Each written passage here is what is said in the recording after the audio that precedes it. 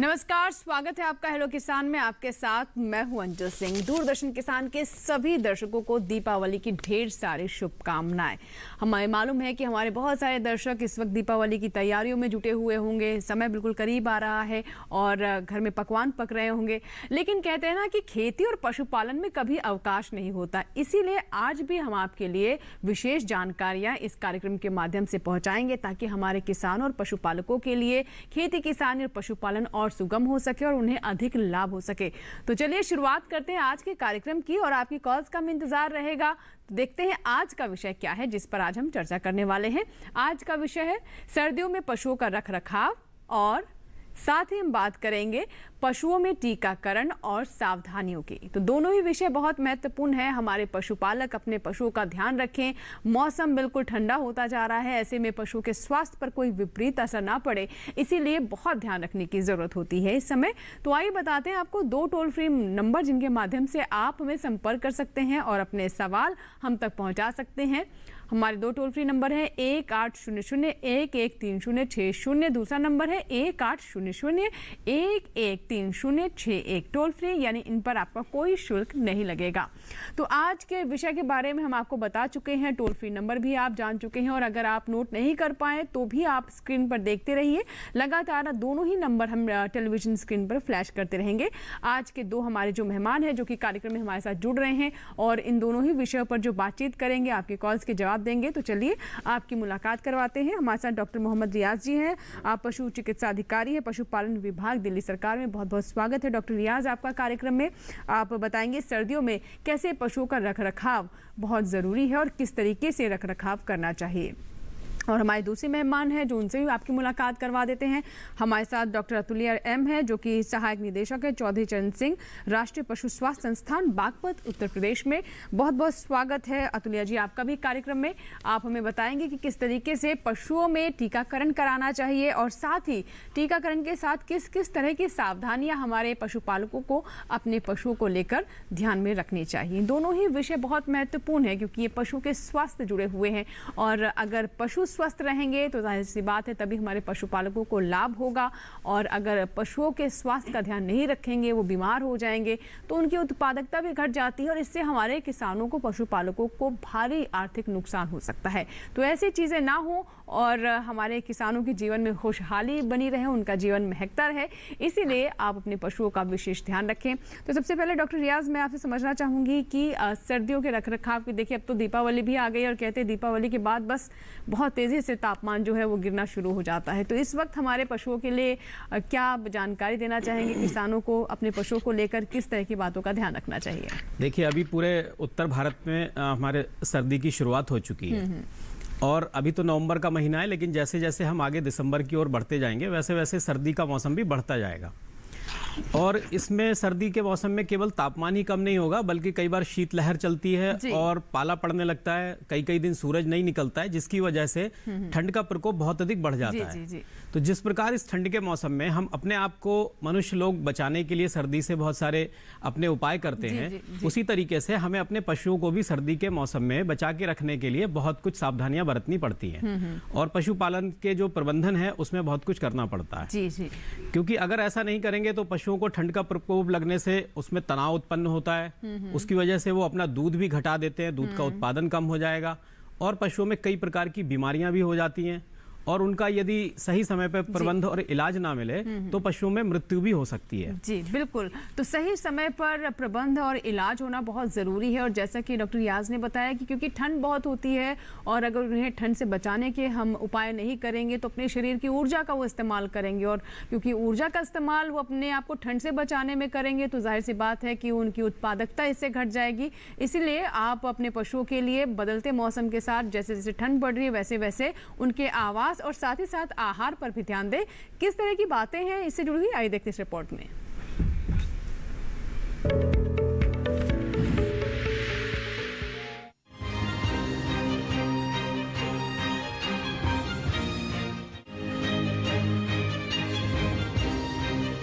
ठंड के मौसम में पशुओं की वैसे ही देखभाल करें जैसे हम अपनी करते हैं। पशुओं के भोजन से लेकर उनके रहने तक का अच्छा प्रबंध करें जिससे पशु बीमार ना पड़े और उनके दूध देने की क्षमता पर असर ना हो। खासकर नवजात और 6 महीने तक के बच्चों का विशेष रूप से ध्यान रखें। ठंड में अक्सर पशु सुस्त और थकान सी महसूस करते हैं। सामान्य से नीचे तापमान जाने पर पशुपालकों को उनके खान पान व रखरखाव पर ज्यादा ध्यान देना चाहिए। सर्दी के कारण अगर पशु बीमार होंगे तो वे कम चारा खाना शुरू कर देते हैं, जिस कारण पशु कमजोर हो जाते हैं। बाद में पशु दूध देना भी बंद कर देते हैं। इतना ही नहीं, कई बार बीमारी बढ़ने पर पशु की मौत भी हो जाती है। अगर कुछ बातों का ध्यान रखा जाए तो इन सब समस्याओं से काफी हद तक बचा जा सकता है। भोजन की बात करें तो ठंड में बीमारियों से बचाने के लिए पशुओं को कम से कम 25% हरा चारा और 75% अच्छा सूखा चारा खिलाए। ताज़ा और साफ पानी पिलाए। पशु को सप्ताह में 2 बार गुड़ जरूर खिलाए। साथ ही बिनौला, खल व खनिज मिश्रण दे। सर्दी में पशुओं को खुली जगह में ना रखें, बल्कि ढके स्थानों में रखें। रोशनदान, दरवाजों और खिड़कियों को टाट या बोरे से ढक दें। पशु बाड़े में गोबर और मूत्र निकास की उचित व्यवस्था करें, जिससे वहां जल भराव ना हो सके। पशु बाड़े को नमी से बचाए और ऐसी व्यवस्था करें कि सूरज की रोशनी पशु बाड़े में देर तक रहे। सर्दी में पशुओं के नीचे सफाई का भी खास ध्यान रखें। ज्यादा देर तक उन्हें गीले में ना बैठने दें। धूप निकलने पर शेड के अंदर से बाहर निकालें। रात का ठंडा पानी नहीं पिलाए। पशुओं को गुनगुना और ताज़ा पानी पिलाए। दोपहर से पहले ताज़े पानी में पशुओं को नहलाए। वहीं कमजोर पशुओं को नहलाने की बजाय सूखे कपड़े और पुआल से रगड़कर उनके शरीर की सफाई करें।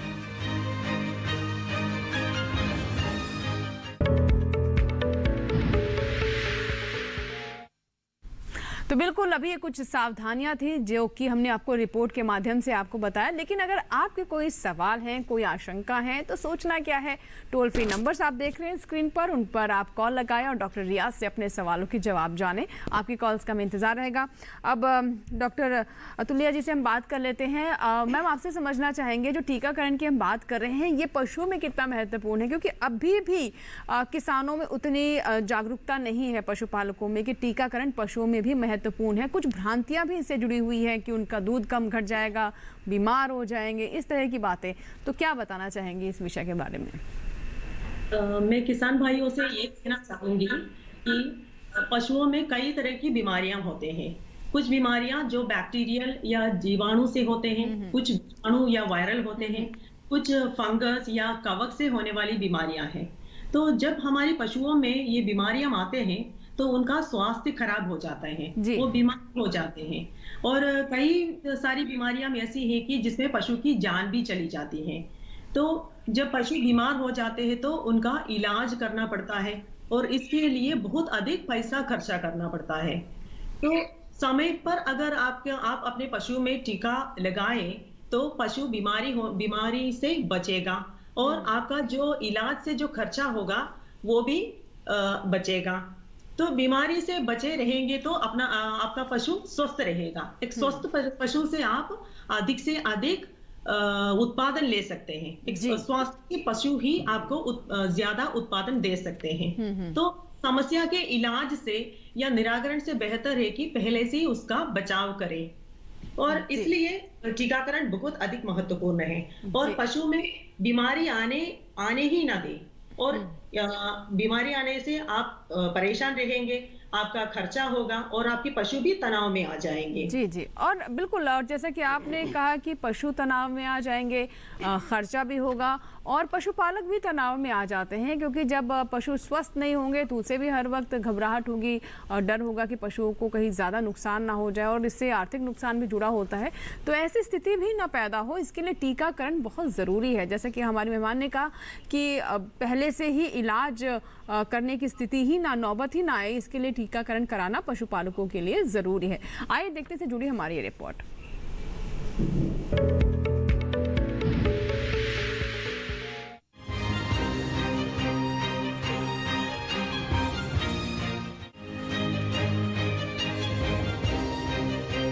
पशुओं को संक्रामक रोगों से बचाने के लिए टीकाकरण जरूरी है।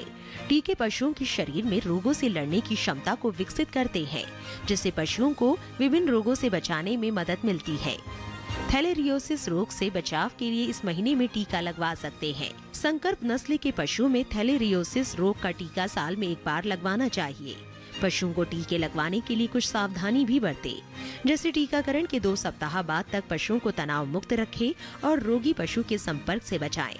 वहीं टीकाकरण के दौरान भी कुछ बातों का ध्यान रखें, जैसे बीमार, कमजोर और बूढ़े पशुओं का टीकाकरण नहीं करवाएं। पशुओं को बीमारियों से दूर रखने के लिए उनके रखरखाव पर भी खास ध्यान दें। बाड़ी की सतह सूखी रखें, वहाँ फिसलन नहीं होनी चाहिए। पशुओं के बाड़ी की छत से पानी नहीं टपकने दें और पानी का ठहराव नहीं होने दें।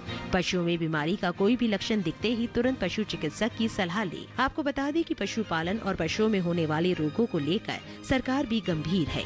20 लाख करोड़ रुपए के विशेष आर्थिक पैकेज के तहत पशुपालन के विकास और पशुओं में खुरपका, मुंहपका और ब्रुसेलोसिस रोग पर नियंत्रण के लिए कुछ घोषणाएं की गई थी। आर्थिक पैकेज में पशुपालन बुनियादी ढांचा विकास कोष के लिए 15,000 करोड़ रुपए और FMD व ब्रुसेलोसिस के लिए राष्ट्रीय पशु रोग नियंत्रण कार्यक्रम के तहत 13,343 करोड़ रुपए की मदद दी गई थी।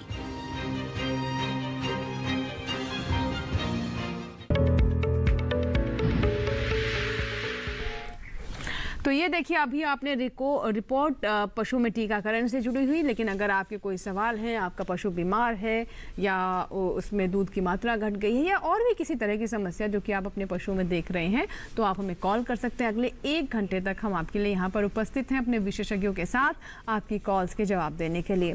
डॉक्टर रियाज, सबसे पहले जैसा कि आपने शुरुआत में ही कहा कि जैसे तापमान गिरता है या बढ़ता है, जो भी हम तापमान में बदलाव देखते हैं मौसम के अनुसार, उसी के अनुरूप हम अपने खान पान में, अपने आवास में, अपने कपड़ों में बदलाव करते हैं और उसी तरीके से पशुओं में भी ध्यान रखने की बहुत ज़रूरी है। अगर आप पशुओं को व्यावसायिक दृष्टि से रख रहे हैं या फिर पशुपालन कर रहे हैं, तो किस तरह की सावधानियां इस मौसम में हमारे किसानों को आप बताना चाहेंगे? जैसे जैसे तापमान गिर रहा है, तापक्रम हम देख रहे हैं नीचे जा रहा है, क्या करना चाहिए? देखिए, इस क्रम में सबसे पहले मैं बात करूंगा आवास की। पशुओं का इस सर्दी के मौसम में आवास कैसा होना चाहिए? यदि आपका जो पशु आवास है वो खुला और हवादार है, तो सबसे पहला काम तो ये करना है कि उस पे कोई टाट या बोरे के जो पर्दे हैं या किसी दूसरे भारी कपड़े के, उनके ऊपर पर्दे डाल दें अवश्य जो है, क्योंकि जो ठंडी हवा बाहर से चलती है वो सीधी पशुओं के शरीर पर नहीं लगनी चाहिए। अच्छा, दूसरी चीज, पशुओं को हमेशा अंदर बंद करके भी नहीं रखना है। जब धूप निकले, पशुओं को आप पशुशाला से बाहर निकालें और उनको धूप लगाएं, क्योंकि ठंड से उनको बचाना है हमें। इसी तरीके से आपकी जो पशुशाला है उसके अंदर बार बार जो गोबर करते हैं पशु, उसको बार बार साफ करते रहें, उनके मूत्र को भी बार बार साफ करते रहें। पशुशाला आपकी नीचे से गीली और ठंडी नहीं रहनी चाहिए। बिल्कुल। और पशुशाला भी आपकी जो है वो उसकी भी धूप से सिकाई होनी चाहिए अच्छे से। तो इसके लिए जो पर्दे वगैरह हैं उनको उस समय में हटा दें जब धूप अच्छे से निकले जी। और अगर मान लीजिए पशुशाला के आसपास में पेड़ हैं, ऊंचे ऊंचे पेड़ हैं, तो उन पेड़ों की भी इस मौसम में आप छटाई कर दें, जिससे कि धूप पूरी उन पशुशाला के ऊपर पड़े और वो पशुशाला आपकी हमेशा जो है सूखी रहे।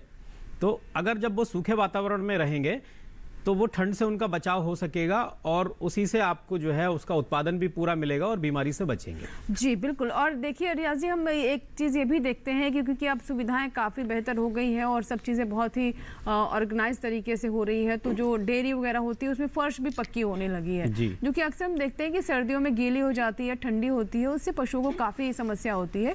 एक कॉलर है जिन्होंने हमें कॉल किया है, अनिल जी हैं, चंपावत से कॉल किया इन्होंने। अनिल जी, स्वागत है आपका हेलो किसान में। दीपावली की ढेर सारी शुभकामनाएं आपको। बताइए क्या सवाल है? जी मैम, आपको बहुत सारी शुभकामनाएं। तो मैम, मुझे आपका रंग काफी अच्छा लगता है और खासकर आपकी आवाज में मैं डेयरी सुनता हूँ तो। जी एक बार फिर से अपना सवाल दोहराएंगे? जी मैम, मेरा सवाल ये है कि मैम सर्दियों में जो फ्री वाले वैक्सीनेशन है वो कैसे किया जाता है और गवर्नमेंट की ओर से कौन कौन से चीज कराई जाती है जिससे फ्री वैक्सीनेशन कर पाए हम इस वेदर सीजन में, और हम पशु की कैसी देखभाल कर पाएंगे? इनकी आवाज साफ नहीं आ रही। आपकी आवाज अनिल जी ठीक से नहीं आ पा रही। टीकाकरण के बारे में आप जानना चाहते हैं? जी मैम, मेरा क्वेश्चन ये है कि मतलब जो फ्री वैक्सीनेशन है मैम इस सीजन में कौन से चलाए जाते हैं गवर्नमेंट की ओर से मैम? अच्छा ठीक है। डॉक्टर तुल्या जी, क्या बताना चाहेंगे आप? एक बार दोहराएं तो अच्छा था। ये जानना चाह रहे हैं कि इस समय कौन कौन से टीकाकरण वो करा सकते हैं और सरकार की तरफ से क्या सुविधा है इसको लेकर? इस सर्दी के मौसम में हम खुरपका मुहपका का टीका ले सकते हैं।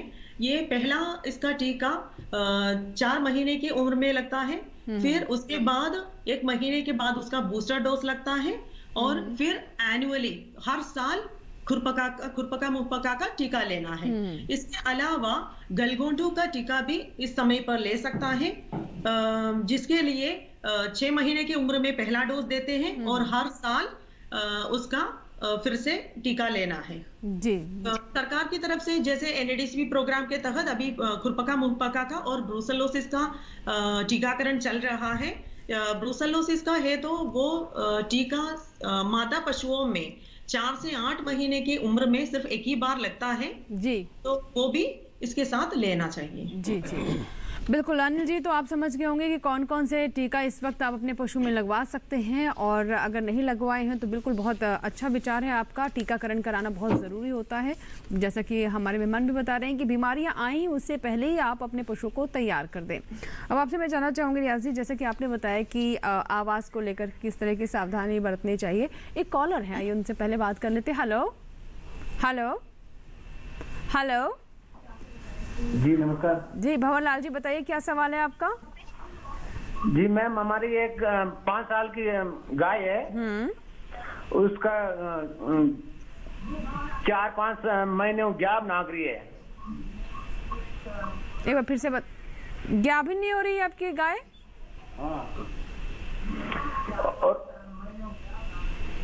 हेलो जी जी, आप सवाल फिर से बताइए।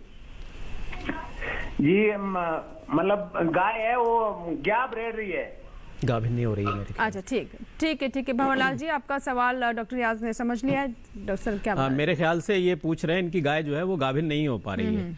तो देखिए, गाभिन ना होने के कई कारण हो सकते हैं। पहली बात तो ये कि आप किस तरीके से उसका गर्भधान करवा रहे हैं। अगर आर्टिफिशियल इंसेमिनेशन करवा रहे हैं या आप उसको सांड से ले जाके गर्भाधान करवा रहे हैं, तो अगर मान लीजिए आप आर्टिफिशियल इंसेमिनेशन करवा रहे हैं तो सही समय पे आर्टिफिशियल इंसेमिनेशन उसका होना चाहिए। पशु जब हीट में, प्रॉपर हीट में आता है तो वो एक तार सा गिराता है, अपने मूत्र मार्ग से एक तार जैसा गिराता है। तो जब वो तार गिरा रहा हो या पशु बोलने लगे, उसके 12 घंटे के तकरीबन बाद में जो है आप उसको इंसेमिनेट करवाएं, चाहे आर्टिफिशियली करवाएं या सांड से करवाएं। सही समय पे अगर करवाएंगे तो जरूर पशु आपका गर्भधारण करेगा। यदि उसके बाद में भी मान लीजिए गर्भधारण नहीं हो पा रहा है तो उसमें किसी तरीके का इन्फेक्शन हो सकता है बच्चेदानी में। उसके लिए आप अपने किसी नज़दीकी पशु चिकित्सक से संपर्क करें, वो उसमें जांच करके आपको और अच्छा सलाह दे पाएंगे। जी बिल्कुल। इसी के साथ ही हमारे लिए यहाँ पर वक्त हो गया एक छोटे से ब्रेक का, लेकिन अभी तक आपका कॉल नहीं लगा है तो थोड़ा सा इंतज़ार कीजिए। ब्रेक के बाद तुरंत वापस आएंगे, आपकी कॉल्स लेंगे। और हम भी यही आशा करते हैं कि अब हमें मालूम है कि आज त्यौहार है, लेकिन हमारे जो पशुपालक हैं वो अपने पशुओं के स्वास्थ्य और उनकी देखभाल के लिए हमेशा ही तत्पर रहते हैं। इसलिए कोई सवाल है तो ज़रूर हम तक पहुँचाए छोटे से ब्रेक के बाद।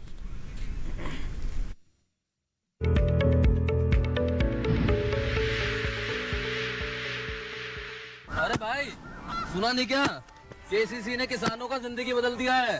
देश के छोटे किसान 1,60,000 रुपए तक का कर्ज बिना किसी गारंटी को ले पाएंगे। ब्याज खोरों से भी पीछा छुटा। मैं तो जैविक खेती का पूरा सामान मंगा लिया। KCC का भी कोई दबाव नहीं है। ब्याज चुकाने के लिए पूरा 1 साल मिलता है। समय पर भुगतान करने पर केवल 4% के सालाना ब्याज पे लोन मिल गया मुझे। अपना आधार कार्ड, लेटेस्ट फोटो और जमीन के कागजात लेके अप्लाई करो बस। और नामांकन भरने के लिए जेब भी ढीली नहीं करनी पड़ी।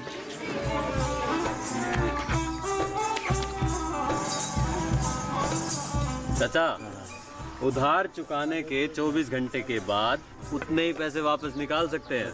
KCC ने किसानों की जिंदगी वाकई बदल दी है।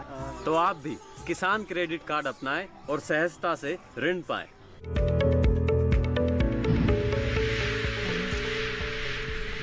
ब्रेक के बाद एक बार फिर आपका स्वागत है हेलो किसान में। और अगर आप अभी हमारे साथ जुड़ रहे हैं तो एक बार फिर से आपको विषय बता दें।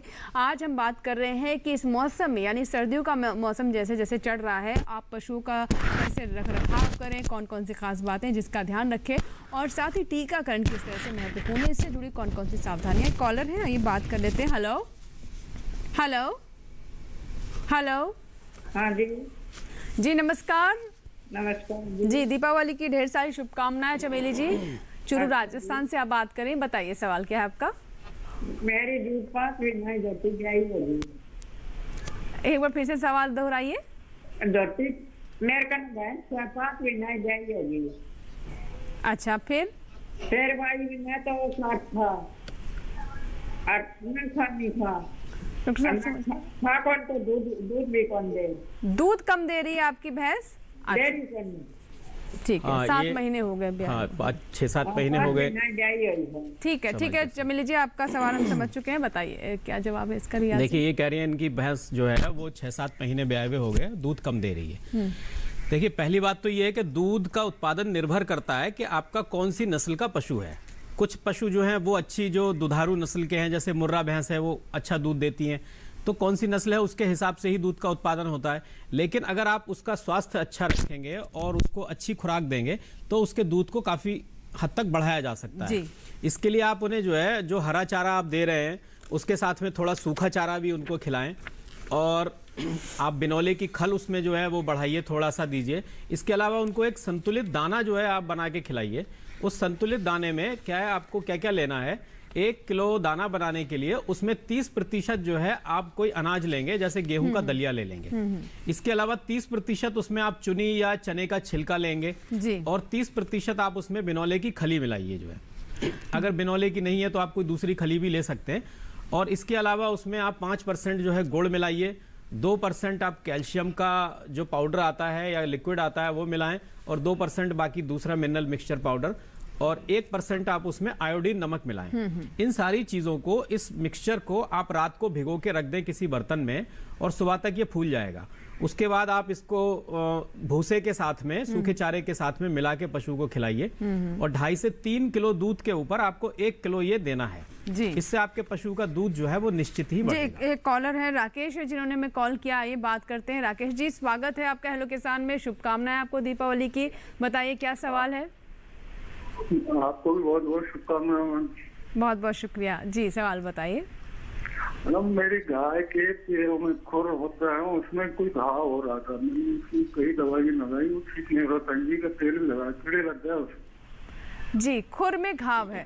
डॉक्टर अतुलिया क्या बताना चाहेंगे? ये बता रहे हैं कि इनकी गाय के खुर में घाव है और उससे काफी समस्या आ रही है, किस तरह का उपचार इन्हें करना चाहिए?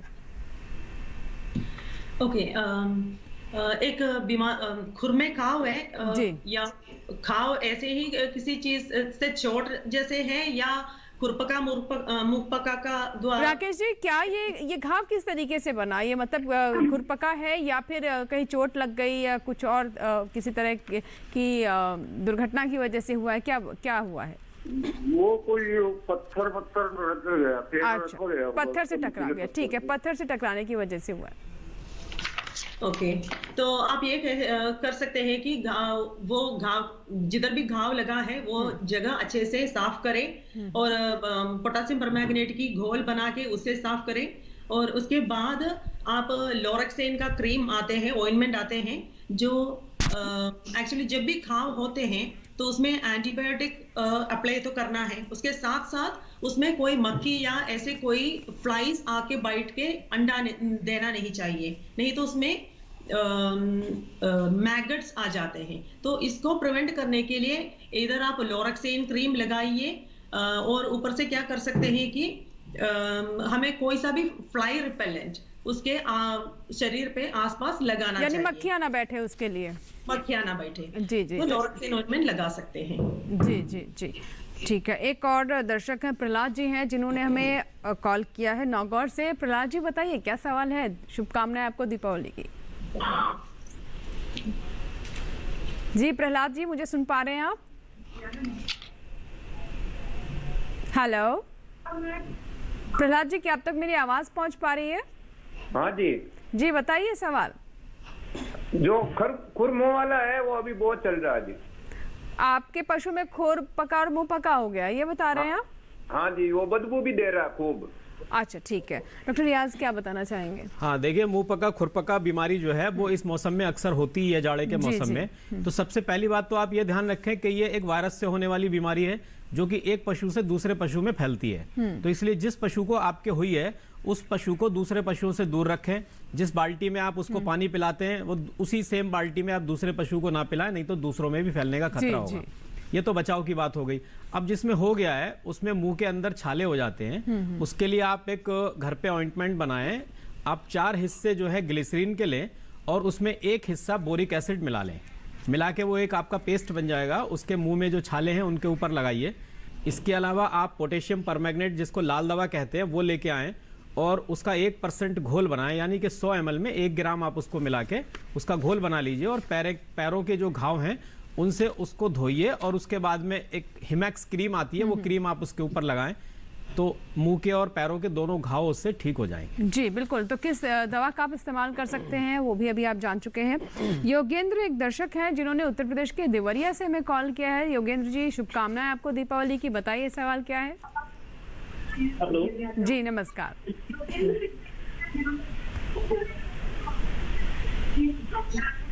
आपको भी दीपावली की ढेर सारी शुभकामनाएं। जी धन्यवाद। हमारी एक समस्या है। जी बताइए।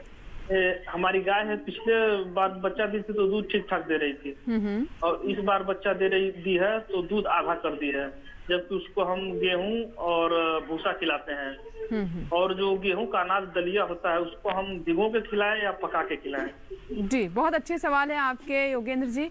रियाज जी, हम आहार की बात कर ही रहे थे और जैसे कि बता रहे हैं कि पहले से दूध की मात्रा घट गई है, तो इसके पीछे वजह क्या हो सकती है? ये सामान्य बात है कि ऐसा होता ही है या फिर इनको आहार में किसी तरह का बदलाव करना चाहिए? देखिए, आमतौर पे दूध की मात्रा नहीं घटती है, लेकिन यदि घट रही है तो उसके पीछे कुछ कारण भी हो सकता है। पशु आपका यदि तनाव में है, ऐसी जगह पे आपने उसको रखा है, पशुशाला में किसी प्रकार का तनाव है, मान लीजिए उसके शरीर पे जो है एक्टोपैरासाइट्स हो गए, बाह्य परजीवी बहुत ज्यादा है, टिक्स हो जाती है, किलनी जिसको कहते हैं, उसकी वजह से पशु तनाव में हो सकता है। उसके पेट में बहुत ज्यादा कीड़े हो गए हों, उसकी वजह से तनाव में हो सकता है। तो सबसे पहले आप ये सुनिश्चित करें, उसको जो है पेट के कीड़ों की दवाई दें। अगर बॉडी के ऊपर उसके टिक्स वगैरह हैं उसका आप इलाज करें, नज़दीकी चिकित्सक से मिलें तो वो जब सही हो जाएंगे। उसके अलावा जहाँ तक आहार की बात है तो अभी मैंने जो संतुलित दाने की एक आपको मिश्रण बताई, आप उसमें खली ले लें, बिनौले की या सरसों की या मूंगफली की खली 30%, और बाकी उसमें दलिया ले लें, चुनी ले लें और उसमें गुड़ मिलाएं और कैल्शियम जो है वो भी इसके साथ में मिलाएं और इसको आप रात को पानी में भिगो दें। और उसके बाद जैसे कि आपने पूछा कि पका के देना चाहिए, सुबह अगर आप इसको पका के देंगे तो ज्यादा बेहतर रहता है। इसको अच्छे से थोड़ा पका लें, पकाने के बाद में इसको अच्छे से आप भूसे के साथ मिक्स करके उसको दें तो उसको पूरा प्रॉपर न्यूट्रिशन मिलेगा और उसका दूध भी बढ़ेगा। जी जी, एक कॉलर है, राजीव है, जिन्होंने पंजाब से हमें कॉल किया है। आइए सवाल ले लेते हैं राजीव जी का। राजीव जी बताइए क्या सवाल है आपका। मेरा यही सवाल है जी बताइए। हाँ जी, पहले सुए की होती है, जैसे आप नहीं समझ नहीं पा रहा हूँ। राजीव जी फिर से सवाल बताएं अपना। मैं बता रहा हूँ ना आपको, पहले सुए की होती है। अच्छा जी, उसको देवा नहीं कर रही। उसमें समस्या क्या है आपके पशु में? नहीं, पशु में कोई समस्या नहीं है, डॉक्टर से हमने चेक करवा दिया। ठीक है, गर्भाधान करवा दिया आपने? हाँ जी, वो ब्याने वाली है। अच्छा, और वो देवा नहीं दिखा रही है। ब्याने वाली है लेकिन अभी जो है उसका जो एन उसका जो बढ़ता है वो नहीं बढ़ रहा है। हाँ जी। अच्छा अच्छा, देखिए ऐसा है, पशु अभी कितने दिन उसके बच्चे हैं ब्याने में जो है? अभी तक 9वां महीना है जी। 9वां महीना है। आप उसको अच्छा चारा खिलाइए, अच्छा चारा खिलाइए अभी, क्योंकि वो पहली ब्यात है, जैसे कि आपने बताई पहली बार गाभिन हुई है तो पहली बार में उतना ज़्यादा एन जो है वो नहीं बढ़ता है उसका। तो हाँ, अभी आप उसको जो है अच्छी डाइट दीजिए और उसको कैल्शियम वगैरह जो है आप थोड़ा उसको कैल्शियम और फास्फोरस जो है वो उसकी मिनरल मिक्सचर जो है उसके दाने में आप मिलाइए थोड़ा, और ये सब जब आप देंगे तो उसके बाद में ब्याने के समय वो बाकी दूध भी अच्छा देगी, कोई ऐसी दिक्कत नहीं आएगी इसमें। जी अतुल्य जी, आप भी कुछ बताना चाहेंगे हमें, हमारे दर्शक को? राजू जी है पंजाब से। राजीव जी। हाँ जी। पशु की गर्भावस्था में भी उसको उतना ही केयर देना चाहिए जितना उसका बच्चा देने के बाद देना है। तभी दूध एकदम बच्चा पैदा होने के बाद सभी चीजें एक साथ अच्छे से दे दे तो उतना दूध नहीं बनता। तो उसकी गर्भावस्था में भी उतना ख्याल रखना चाहिए जितना उसके बाद रखते हैं। जी बिल्कुल बिल्कुल। तो राजीव जी बिल्कुल अपने पशु का बहुत ध्यान रखें आप, और जैसा कि रियाज जी ने भी बताया और हमारे दूसरे मेहमान ने भी बताया कि उसके पोषण पर ध्यान देना बहुत ज़रूरी है। पोषण को लेकर किसी भी तरह की चूक नहीं होनी चाहिए। इसी के साथ ही हमारे लिए यहाँ पर वक्त हो गया एक छोटी सी ब्रेक का। ब्रेक के बाद तुरंत हाजिर होंगे। आज के दोनों विषय पर हम चर्चा करेंगे, यानी बदलते मौसम के साथ जैसे सर्दी पड़ रही है पशुओं का रखरखाव कैसे करें, और टीकाकरण को लेकर कौन कौन सी विशेष बातें और सावधानियां हैं। छोटा सा ब्रेक।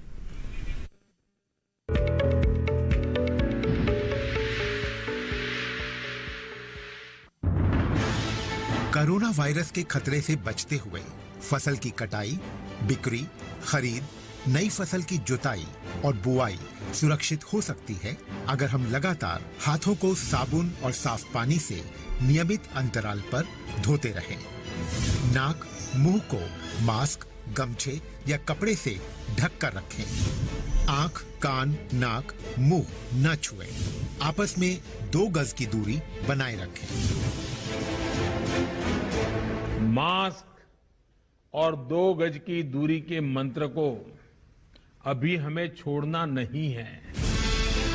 फसलों की बुवाई एवं कटाई करते समय आपस में कम से कम 2 गज की दूरी बनाए रखें। फसल की कटाई करने के बाद छोटे छोटे ढेरों में इकट्ठा करें। कृषि के औजारों की समय समय पर सफाई करें। एक दूसरे के साथ औजारों की अदला बदली न करें। श्रमिकों के शौचालयों और हाथ धोने की जगह की ठीक से सफाई जरूरी है। बुआई, कटाई एवं मड़ाई के दौरान इस बात का ध्यान रखें कि इन स्थानों के आसपास कोई थूके नहीं। कंबाइन, हार्वेस्टर, थ्रेशर, जुताई और बुआई की मशीनों को इस्तेमाल से पहले साफ करें। मशीनों के इस्तेमाल से पहले और इस्तेमाल के बाद हाथ साबुन से साफ करें। वाहनों, बोरियों, थैलियों और पैकिंग के दूसरे सामान की साफ सफाई पर भी खास ध्यान दें। खरीद केंद्र पर आने से पहले किसानों एवं श्रमिकों की जांच। खरीद केंद्रों पर भीड़ न लगाएं एवं किसानों को बारी बारी से बुलाएं। गोदामों पर खरीदी हुई फसल को लेने में शीघ्रता करें ताकि किसानों एवं श्रमिकों को रुकना ना पड़े। कोरोना के खतरे से बचाव और अधिक जानकारी के लिए आरोग्य सेतु ऐप डाउनलोड करें। देश में खाद्य सुरक्षा के ये सिपाही भोजन की निरंतर उपलब्धता को सुनिश्चित करते हैं। किसान स्वस्थ रहें तभी हम कोरोना वायरस से जीत पाएंगे, आगे बढ़ पाएंगे। किसान सबल, देश प्रबल।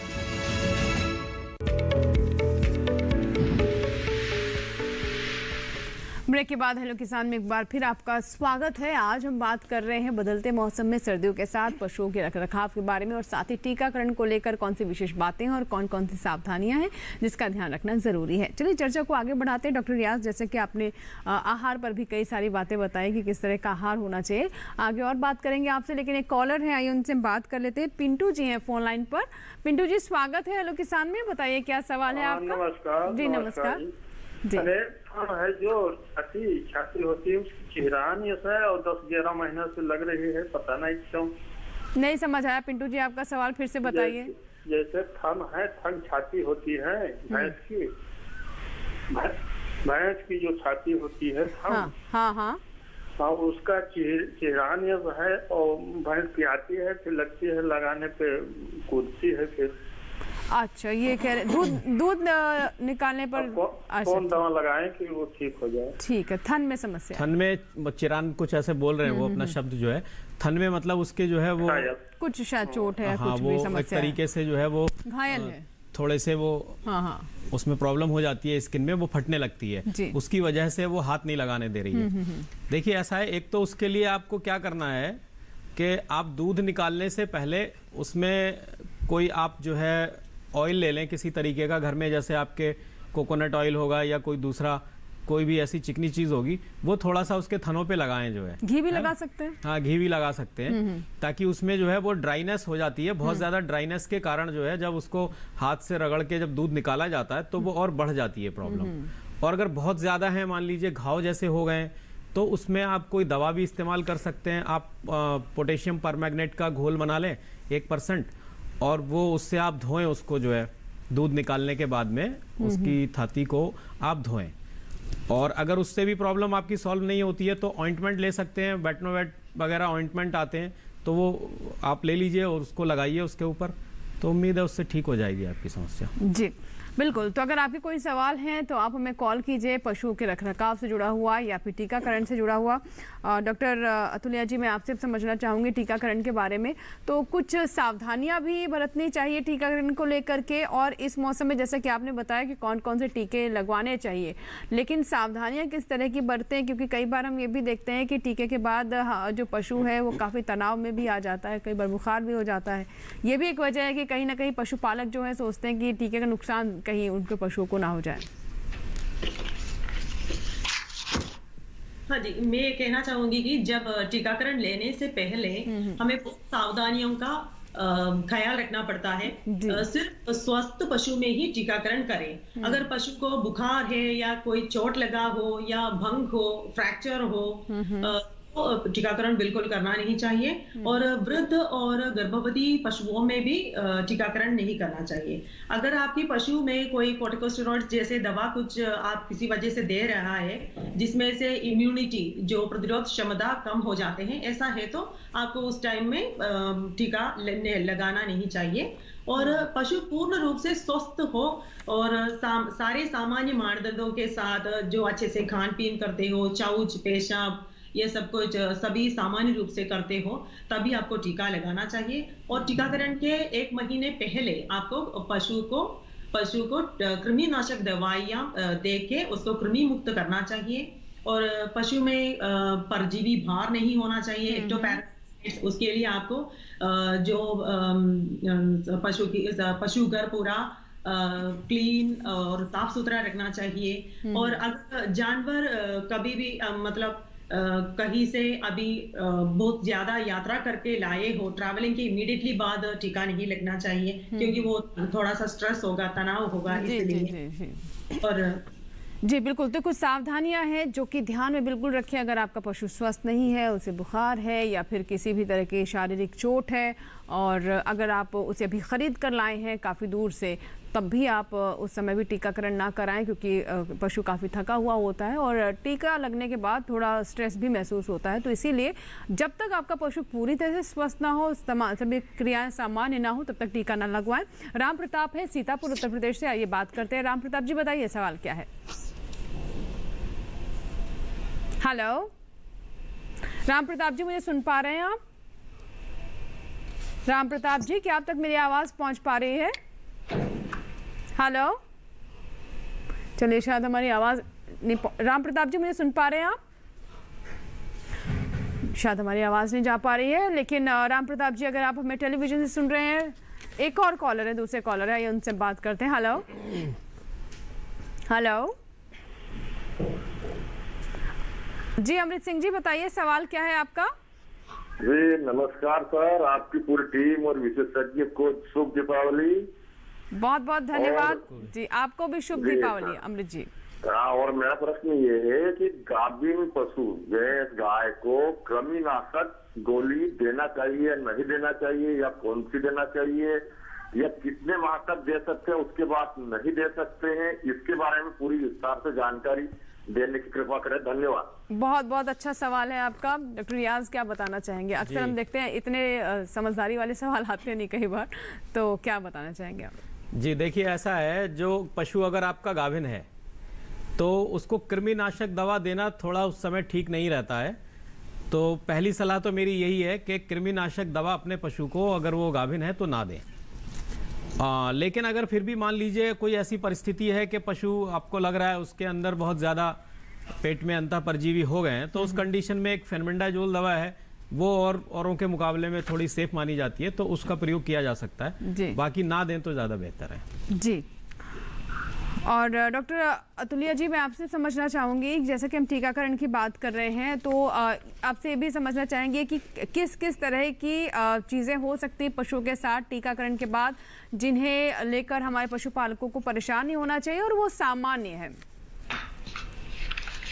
हाँ जी, टीकाकरण के बाद वैसे ज्यादा दिक्कत किसी भी पशु में नहीं आएगा। ज्यादातर किसानों को थोड़ा सा ये प्रॉब्लम लगता है कि उनका दूध घट जाएगा या पशु बीमार रहेगा, वीक रहेगा, ऐसी थोड़ी मतलब सोच है, मगर ये ऐसा कुछ नहीं है। आप बहुत सांक्रमिक रोग है जिससे हमें अपनी पशु को बचाना चाहिए, तो उसके आने पे पशु का मृत्यु तक हो सकता है और आपकी आर्थिक स्थिति बहुत हानि हो सकती है जी।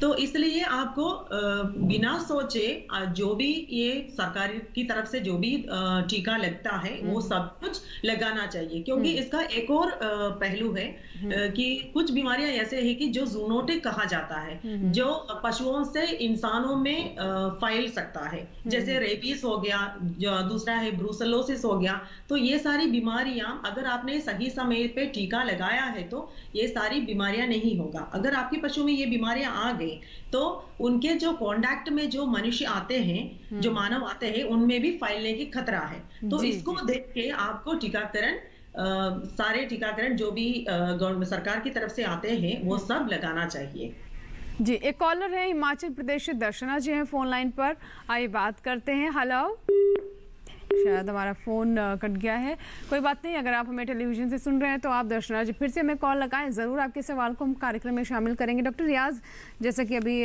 डॉक्टर अतुलिया भी बता रही थी बहुत सारी बातें कि पशुओं में किस तरह की समस्या कहें या फिर एक जो बॉडी का अपना एक रिएक्शन है वो देखने को मिल सकता है टीकाकरण के बाद, लेकिन इस मौसम में किस किस तरह की बीमारियां हो सकती हैं उसके बारे में भी जानना बहुत ज़रूरी है, क्योंकि तापक्रम घट रहा है और पशुओं के शरीर में भी उसका अलग अलग तरह से प्रभाव होता है, तो उसको लेकर किस तरह से सावधानी बरते हमारे पशुपालक।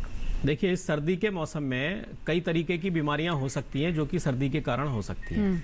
इसमें सबसे पहला जो है हाइपोथर्मिया होने का खतरा रहता है पशु को। हाइपोथर्मिया, इसका क्या मतलब हुआ? हाइपोथर्मिया में पशु का जो शरीर का जो तापमान है वो सामान्य से कम हो जाता है। मान लीजिए किसी कारण से रात में आपके पशु को ठंड लग रही है, दरवाजा खुला रह गया या ठंड बहुत ज्यादा है और वो कंटिन्यूअस लगातार उस ठंड को झेल रहा होता है, तो उससे उसकी बॉडी का जो तापमान है वो सामान्य से बहुत कम हो जाता है। जी जी। तो ऐसी स्थिति में अगर उसको तुरंत जो है उपचार ना मिले तो उसमें उसकी मृत्यु हो जाती है पशु की। तो अगर ऐसा कोई केस आता है तो उसको फौरन जो है आप एक गर्म वातावरण में रखें, वहाँ पे आप हीटर चला सकते हैं, ब्लोअर चला सकते हैं और उसके नीचे जो है कोई बिछावन जो है इस तरीके की गर्म बिछावन जो है वो बिछा के रखें पशु के नीचे और ऊपर से भी उसको ढक दें और उसको गुनगुना पानी पीने के लिए आप दें और कैल्शियम वगैरह जो है, कैल्शियम और मिनरल मिक्सचर, ये चीज़ें उनको दें जिससे कि उसकी बॉडी में गर्मी पैदा हो और उसकी बॉडी का तापमान सामान्य की ओर आए। लेकिन यदि लाभ नहीं मिलता है तो फिर आप पशु चिकित्सक को बुला के उसका इलाज कराएं। जी जी। आशीष है एक दर्शक जिन्होंने जबलपुर से मैं कॉल किया है, आइए बात करते हैं। आशीष जी, स्वागत है आपका हेलो किसान में, सवाल बताएं। मेरी गाय का भेली निकलती है मैडम जी।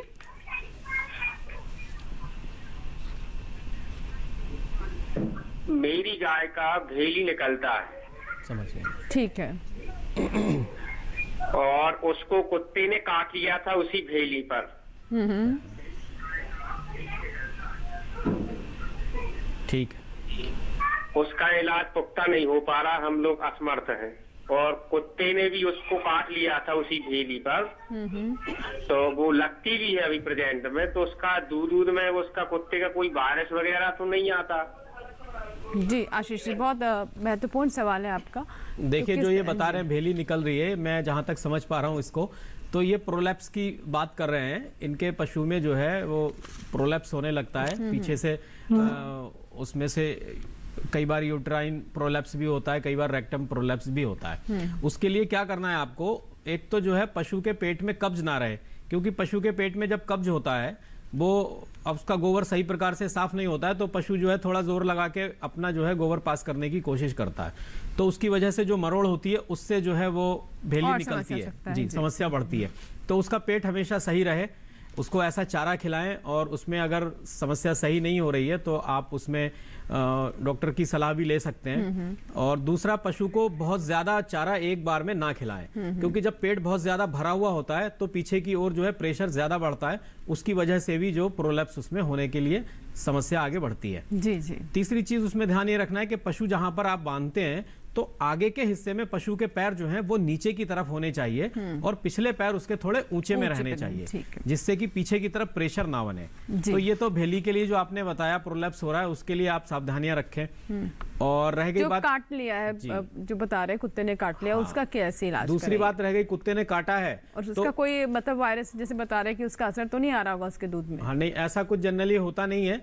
बाकी आपने कुत्ते ने काटा है तो उसको रेबीज का टीका जो है आप अपने नजदीकी पशु चिकित्सालय से संपर्क करें, और रेबीज का टीका आप उसको जरूर अपने डॉग को लगवा लें। डॉक्टर रियाज, जैसे कि आप बता रहे हैं कि टीका लगवाएं और इस तरह की स्वास्थ्य समस्या चल रही है उनके पशु के साथ, तो क्या ऐसा दूध सुरक्षित रहता है क्या? मतलब दूध लेना चाहिए ऐसी अवस्था में? देखिए, जनरली अगर किसी कुत्ते में मान लीजिए रेबीज हो जाता है तो उसका वायरस जो है वो उसके सलाइवा के थ्रू जो है फैलता है, जो वो जिसको भी काटता है उसको हो जाता है। बाकी दूध का इस तरीके का नहीं है, और उसमें अगर ये टीके लगवाएंगे रेबीज के तो फिर उसका खतरा नहीं रहेगा अगर उसमें। और दूसरी बात एक ये, जिस कुत्ते ने उसको काटा है आप उसको ऑब्जर्वेशन में रखें। अगर रेबीज हुआ होगा तो 12 से 15 दिन में उसकी डेथ हो जाएगी, तो इसका मतलब उसमें रेबीज था। और अगर इससे ऊपर की बात हो गई है और वो कुत्ता भी अभी 12-15 दिन के बाद जीवित है, तो इसका मतलब रेबीज का उसमें कोई खतरा नहीं है। ठीक है, इसी के साथ ही हमारे लिए यहाँ पर वक्त हो गया है, अभी भी कुछ समय बाकी है। अगर आपने अभी तक हमें कॉल नहीं किया है, अपने सवाल हम तक नहीं पहुँचाए हैं, तो बात होगी आपसे इस छोटे से ब्रेक के बाद। बने रहे हेलो किसान के साथ, छोटा सा ब्रेक।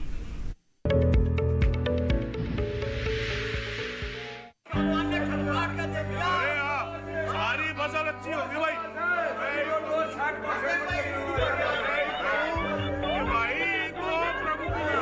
और अब एक जरूरी सूचना, देश के कुछ राज्यों में किसानों द्वारा बड़े पैमाने पर पराली जलाने से आसमान में धुंध छा गई है। लाखों लोगों को सांस लेने में तकलीफ हो रही है।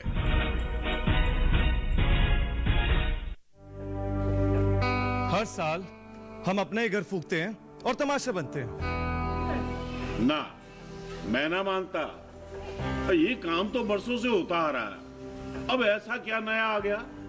ये देख लो, हमारे रतन काका, पिछले साल की पराली जलाने से जो इनकी खांसी उठी थी, ये अब तक चल रही है। और तो और हमारे सोना उगलने वाली धरती भी बंजर पड़ रही है। बेटा, तुम्हारी बात मान भी ले, पर एक बात बताओ कि पराली को ठिकाने लगाने में भी तो लागत आती है, और ये आग जलाने से ये काम आसानी से हो जाता है। काका, ये बात ना रही, हम कह रहे हैं। देखो, मेरे पास कुछ मशीनों की तस्वीरें भी हैं, मैं तुम्हें दिखाता हूं। ये देखो, ये है हैप्पी सीडर, ये है मल्चर, ये है जीरो टिल ड्रिल, ये है स्ट्रॉ चॉपर, ये है रिवर्सिबल मोल्ड बोर्ड प्लॉ, और ये है रोटावेटर। ये सारी मशीनें अब 50% अनुदान पे मिल रही है, और तो और कस्टम हायरिंग केंद्र लगाने पर सरकार से 80% का अनुदान भी मिलेगा। और ये संकल्प हमारे प्रधानमंत्री जी का है कि अब पराली कोई न जलाए और आधुनिक मशीनों का इस्तेमाल कर पराली खेत में मिलाएं और मिट्टी की गुणवत्ता को बढ़ाएं।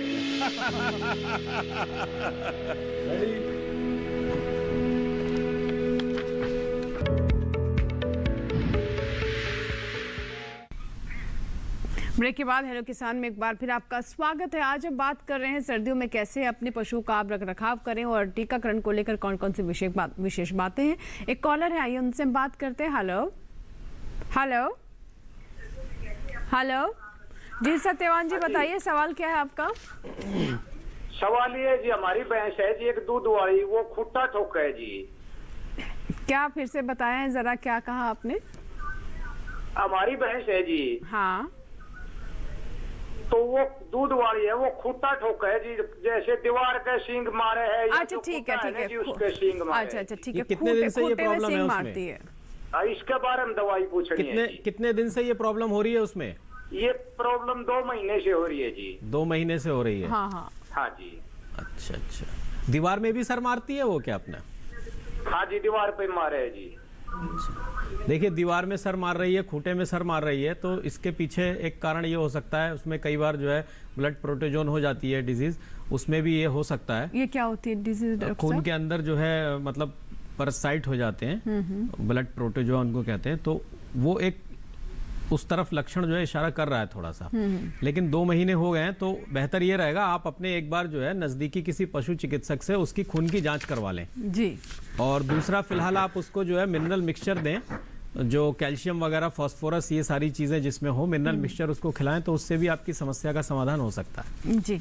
अच्छा डॉक्टर साहब, कुछ हम बीमारियों की बात कर रहे थे, आपने बताया एक जो सर्दियों में जो तापमान बहुत पशु के हाइपोथर्मिया बताया। ठीक है, कॉलर और आ गए, पहले हम उनसे बात कर लेते हैं। हेलो हेलो हेलो जी, नमस्कार, शुभकामनाएं आपको दीपावली की। धीरज जी बताइए, सवाल क्या है? ये जी ये बताना चाहते हैं नाल साहब, मेरे 5 साल वैसे हैं, तो उनको 1 महीने पहले मैंने कीड़ों की दवा दी थी, लेकिन बशर्ते ये पूछना चाहते हैं उनकी आंखों को कीचड़ आने लगा, ये दवा का अंतराल कितना रखना चाहिए? डॉक्टर अतुल्य साफ नहीं है, टीकाकरण के बारे में जानना चाह रहे हैं शायद। नहीं, टीकाकरण नहीं, जो मतलब कीड़ों की दवा दी है। हाँ, कीड़ों की दवा देने के बाद में अभी भी कीचड़ आ रही है आंखों में? हाँ, ये 1 माह हो चुका है। जी डॉक्टर अतुल्य, क्या बताना चाहेंगे? कीड़ों की दवा दी है लेकिन उसके बाद भी समस्या आ रही है, अभी कीचड़ आ रहा है पशु के आंखों में। इसमें मुझे लग रहा है कि कीड़ों की दवा तो दिया है, वो नजदीकी पशु चिकित्सक से पूछ के दिया है ये या नहीं, उन्होंने अपने आप दिया है, ये एक बड़ी चीज है। तो उसके अलावा ये है कि मुझे जितना उनके बोलने पे समझ में आया, उन्होंने उनके सारे पशुओं को दिया है, ठीक है। तो उसके बाद भी उसका गोबर पतला आ रहा है या फिर से लग रहा है कि उनमें कीड़ा है, तो आप ये कर सकता है कि उनका गोबर कुछ एक स्टेराइल कुछ बोतल में कुछ लगा के एक बार अपनी नजदीकी सरकारी अस्पताल में जाके टेस्ट करवा सकते हैं, जी, ताकि उसको सही से पता चले कि कौन सा कीड़ा उसमें है। या उसी के हिसाब से नजदीकी आपका पशु चिकित्सक आपको इलाज करवाएंगे। ठीक है, बहुत बहुत शुक्रिया डॉक्टर अतुल्य जी, समय निकालने के लिए। आज के व्यस्त समय में भी, आज त्योहार का समय है, तब भी आपने हमारे लिए समय निकाला और हमारे दर्शकों को इतनी महत्वपूर्ण जानकारी आपने दी, बहुत बहुत धन्यवाद आपका। और डॉक्टर रियाज, मैं आपसे भी जानना चाहूँगी अब, जैसे कि कुछ आप बीमारियों के बारे में बताए थे, समय कम है क्योंकि देखिए बस हम अंतिम पड़ाव में हैं, तो वो कौन कौन सी बीमारियां हैं? देखिए, मैं संक्षेप में आपको बता देता हूँ। हाइपोथर्मिया मैं बता ही चुका हूँ। इसके अलावा सर्दी के मौसम में पशुओं को सर्दी के कारण दस्त भी लग जाते हैं, डायरिया, और इसके अलावा कई बार उनको जो है निमोनिया हो जाता है। श्वसन तंत्र से जो रिलेटेड प्रॉब्लम्स हैं वो ज्यादा होती हैं जी। और उन सब का जो है उपाय वो यही है कि आप पशु को गर्म वातावरण में रखें, सर्दी से बचाएं, है ना। तालाब इत्यादि पे पशु को अपने ना भेजें, नमी और ठंडी जगहों पे पशु को ना जाने दें, और जो छोटे बच्चे हैं उनमें जो है उसको माँ का खीस जो है नवजात बच्चों को जरूर दें, उससे रोग प्रतिरोधक क्षमता उनके अंदर बढ़ती है। जी, नवजातों के लिए भी मैं चाहूंगी आप बताएं थोड़ा सा कि ये सर्दियों में कैसी सावधानी? नवजात में जो है ना, सबसे ज्यादा ये दस्त की और निमोनिया की समस्या सबसे ज्यादा होती है। तो नवजात पशुओं को आप एक तो जो है उनको हर महीने उनको पिपराजिन या अल्बेंडाजोल की जो है वो दवा जरूर पिलाएं पेट के कीड़ों के लिए जी। और दूसरा, सर्दी से उनका बचाव बहुत जरूरी है। अगर उनको बाहर भी निकाल के बांधते हैं तो खुले में ना बांधे, जो थोड़ी सी भी हवा लगती है उससे भी उनको प्रॉब्लम हो सकती है। तो कहीं दीवार की ओट से या ऐसी जगह ही पे उनको बांधे और सर्दी से उनका बचाव करना है। और उनको दूध पूरा जो है उनकी माँ का पिलाएं। दूध उनको जब अच्छी खुराक मिलेगी तो उससे शरीर में उनके गर्मी बनी रहेगी। तो जो बच्चा है उसको 1 से 1.5 लीटर तक दूध जो है वो पिलाएं जी। और यही मेन सावधानियां हैं उसमें। चलिए, बहुत बहुत शुक्रिया डॉक्टर रियाज, आपका भी, आपने भी समय निकाला और हमारे दर्शकों को इतनी महत्वपूर्ण जानकारियां दी। और देखिए, बहुत सारे दर्शकों ने आज कॉल भी किया जी। तो इसी के साथ ही आज हम आपसे इजाज़त लेंगे, लेकिन आपको बता दें कि हमारे अगले एपिसोड का, अगले अंक का विषय क्या है, आइए डालते हैं उस पर नजर। कल का हमारा विषय है पिस्ता, बादाम व अखरोट के बाग कैसे लगाएं, और साथ ही बात करेंगे सरसों की बुआई एवं उन्नत किस्मों के बारे में।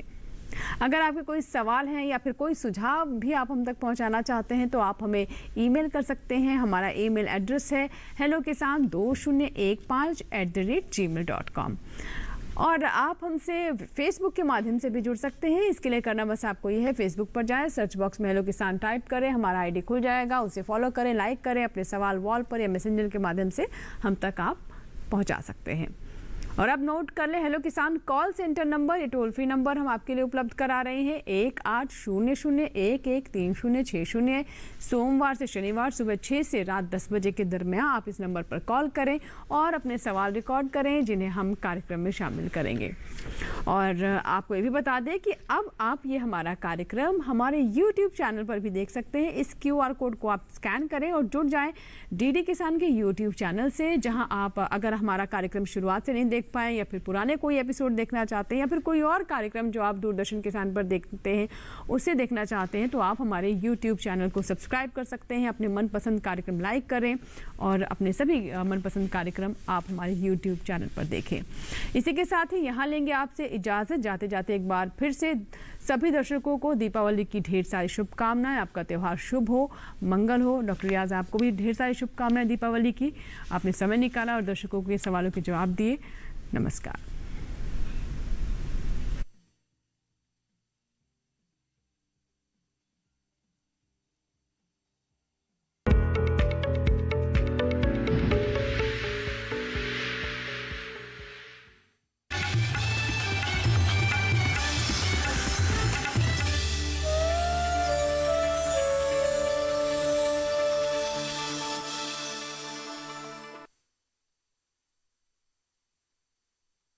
अरे 5 to 9 जॉब, भाग दौड़ all the time job, the roaming वाला जॉब, द डेडलाइन वाला जॉब और are you living in the market वाला जॉब। जिंदगी में मौके ही मौके हैं। अपनी मर्जी से जॉब चुनिए और अपनी इच्छा अनुसार कमाइए। बन जाइए LIC एजेंट। ये है जॉब से बढ़कर, ये है करियर इंश्योरेंस।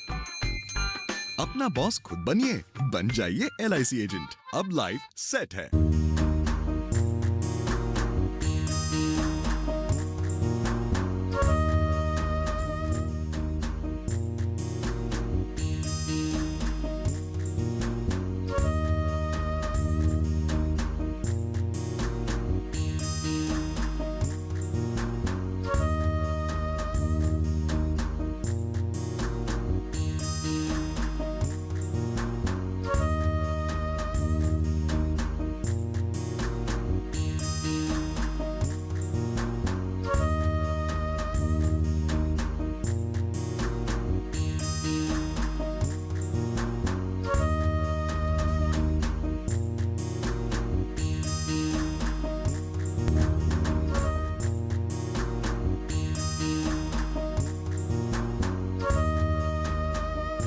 भारतीय खेती में तिलहन का मुख्य स्थान है।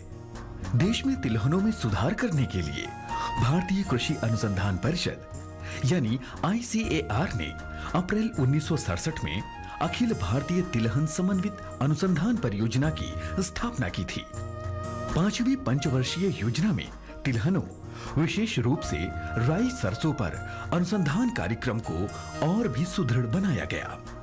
28 जनवरी 1981 को हरियाणा कृषि विश्वविद्यालय हिसार में राई सरसों के लिए प्रथम परियोजना समन्वय इकाई की स्थापना की गई। 7वीं योजना के दौरान भारतीय कृषि अनुसंधान परिषद ने 1990 में गठित समिति की सिफारिश के आधार पर राज्य कृषि विभाग, राजस्थान सरकार के अनुकूलन परीक्षण केंद्र सेवर भरतपुर में राई सरसों पर आधारभूत, रणनीतिक और अनुप्रयुक्त अनुसंधान संचालित करने के लिए भारतीय कृषि अनुसंधान परिषद ने 20 अक्टूबर 1993 को राष्ट्रीय सरसों अनुसंधान केंद्र की स्थापना की। फरवरी 2009 को इस केंद्र को सरसों अनुसंधान निदेशालय के रूप में विकसित किया गया।